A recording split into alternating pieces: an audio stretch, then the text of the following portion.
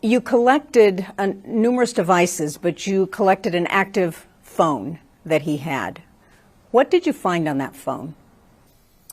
Well, the phone, it just provided us and matched up everything that we mostly already had. You know, we'd already conducted search warrants and had a lot of his activity, a lot of his phone usage. When we actually had the physical phone and we were able to do the extract of it, you know, we didn't gain a lot from it. You know, we know that he was clearing a lot of his devices and wiping things from them. We know that he used VPNs. So, but we also did find screenshots and pictures of news coverage of Moscow. On the case? Correct. That's so classic. Right. It has been said that there were pictures on his phone of groups of young people in Moscow, and that Maddie, possibly Kaylee, were in some of those photos. Is there any truth to that? No truth at all. There was not, to this date, we have never found a single connection, anything, between any of the 4 victims or the other 2 surviving roommates with him. No pictures, no texts, no. There was rumor, speculation that he was following some of them on different social media sites. There was sites that were sent to us of, hey, this is him, he's following. They were either untrue or they were sites that people made that were completely fake. And so we had to research and go into every single one of those just to prove or debunk what somebody had made up. You know, and of course, then that spread to the media, and it went wild that he was following or there was a connection, and there wasn't. We wanted that, you know. I think naturally we need that. You know, what's the connection? What's the why? And we have found zero, never any connection. I saw the amount of search warrants that you applied for and got returns on, and I don't think we saw the returns, but the work you were doing was monumental, going through everything, and I saw that in the documents.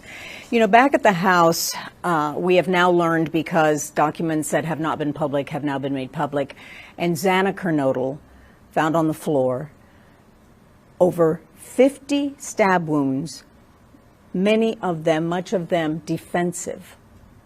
Can you explain that? Put that into layman's terms, the wounds and the defensive aspect of them.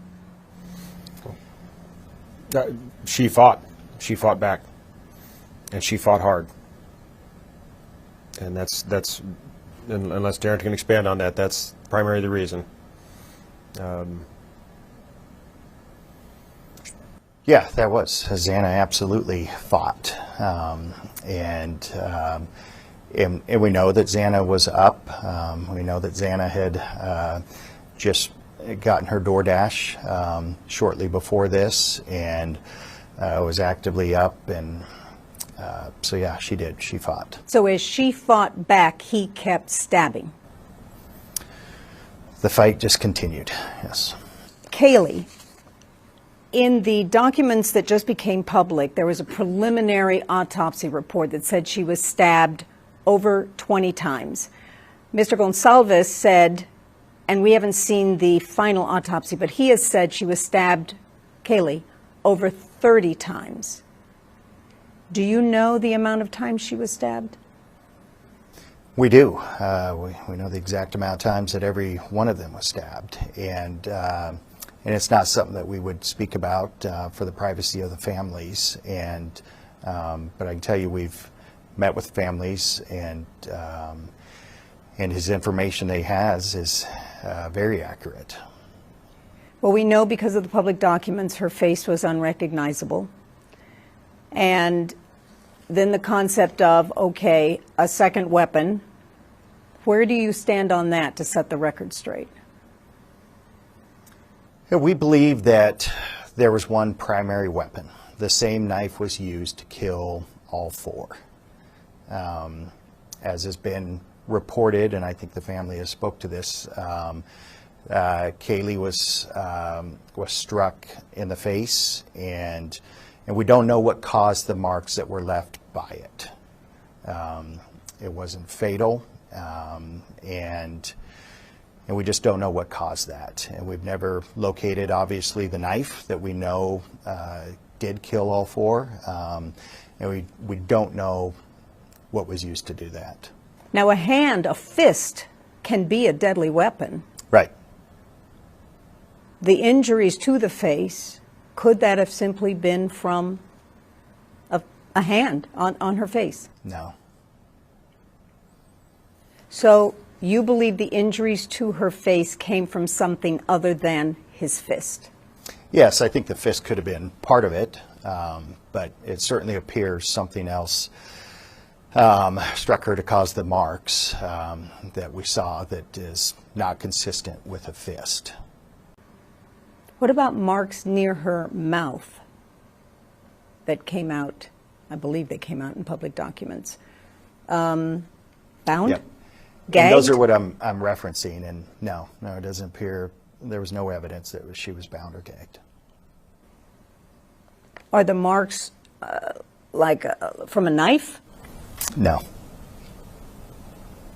No. So the reality is the extent of what was done to her may be a mystery forever. Yeah, it may be.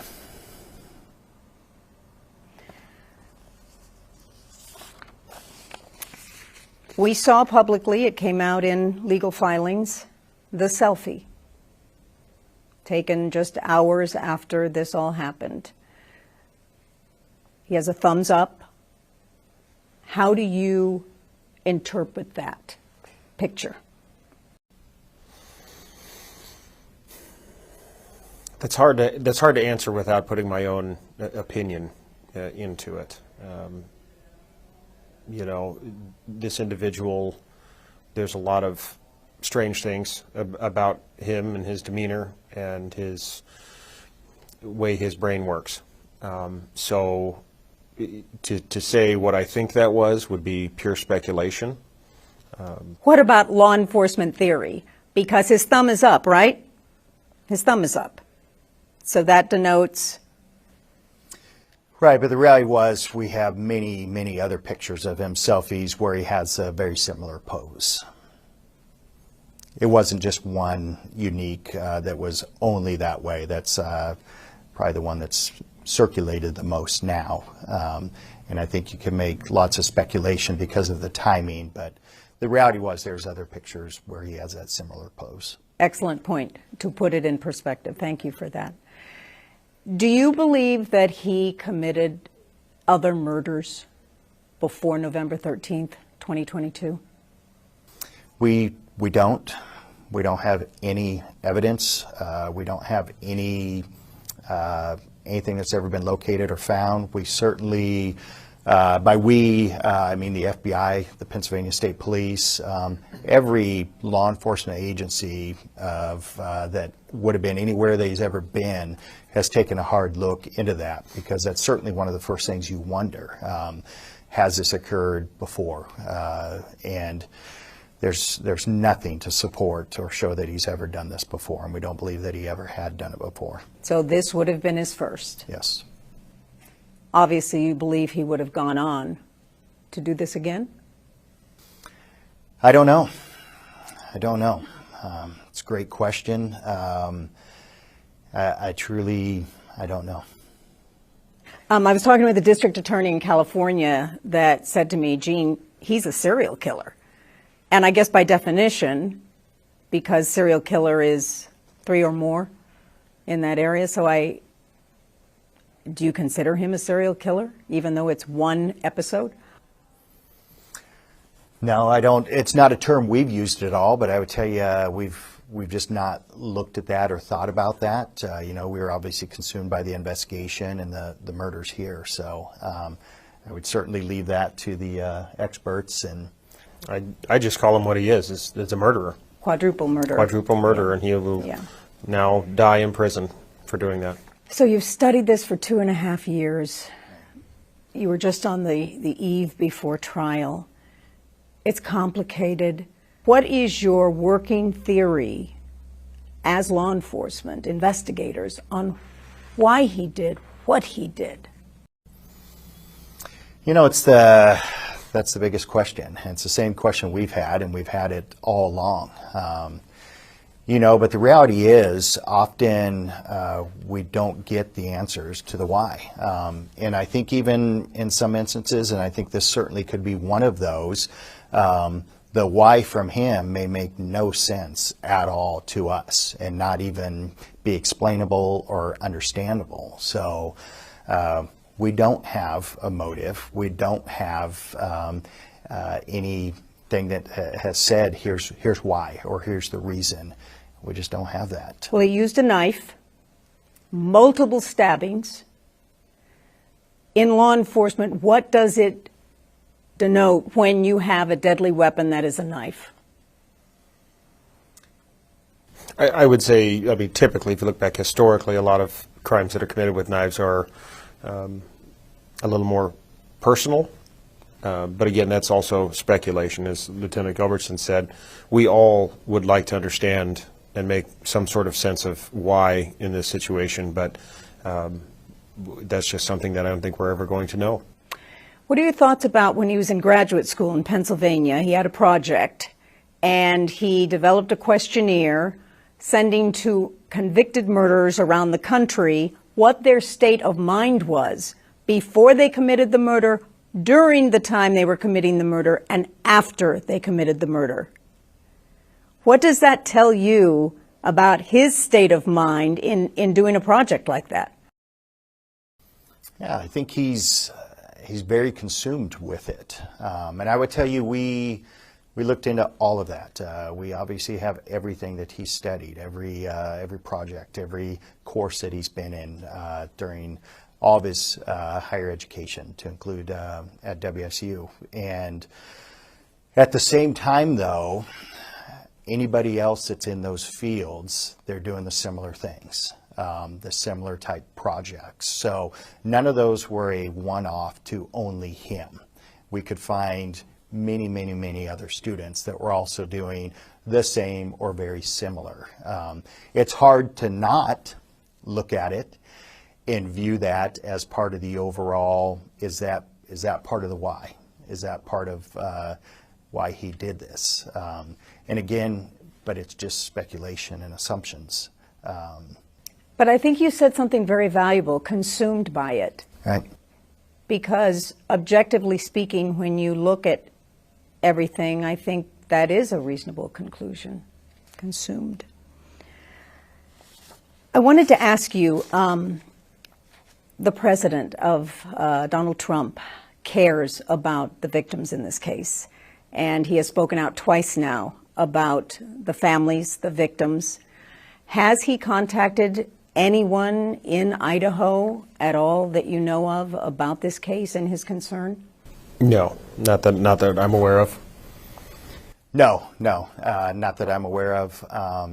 And yeah, somebody said that he had commented something the other day, and I thought they were joking, but apparently he did. Mm-hmm. But no, nothing that we know personally. Right. Do you know at all if the Department of Justice has reached out for any of your files? Because he did travel from Washington to Idaho to commit the murders. He ordered the knife on Amazon through interstate commerce. He did allegedly stalk the home. That was a working theory, right, for months before. There are federal crimes in that area. Has there been any communication? It's only been a few days, but... Not for the Department of Justice, other than through the FBI, who's been a fantastic partner with us the entire time. They literally opened anything that we needed, and it was a phenomenal resource, and we could not thank them enough for all of their efforts.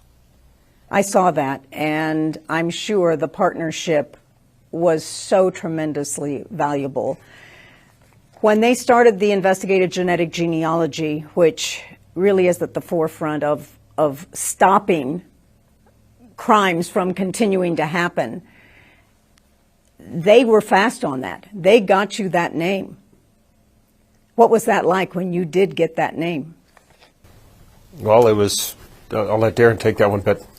Yeah, it was incredible. Mm-hmm. We received a call that evening from them, and they told us that they had some information for us and said that they had a name and provided the name, and I think we were all in disbelief, you know, because you've worked so hard and went through so much to that point, and then to just like that have a name. So yeah, it felt surreal, and disbelief and all those emotions, but you know, that's only very quick and momentarily, because then we have a name, so then we start a whole new bit of work, and we start diving into this name and who he is. And so there was just never much time to really think about anything, because we were just consistently moving on. So genetic genealogy as that investigative tool, that tip, do you find it indispensable in today's day and age? Absolutely. Absolutely. Yeah, both.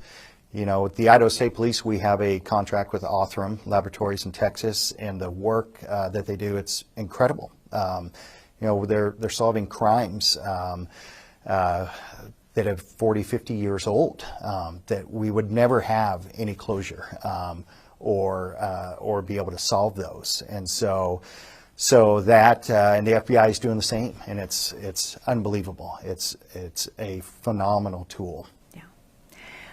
Are the students here in Moscow, are they safe now?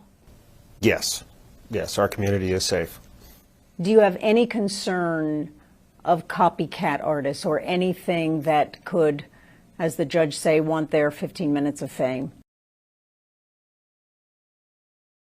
We at the Moscow Police Department, and so did Lieutenant Gilbertson when he joined the Idaho State Police, we swore an oath to protect our communities from any and all threats. And so, you know, although this case will always be a part of our history, and quite frankly, one that I'm proud of the work that we did, it doesn't change the fact that we continue to do the same job that we signed up to do, and that is day in, day out, 24 hours a day, 365 days a year. We have officers out there doing the work, keeping the community safe.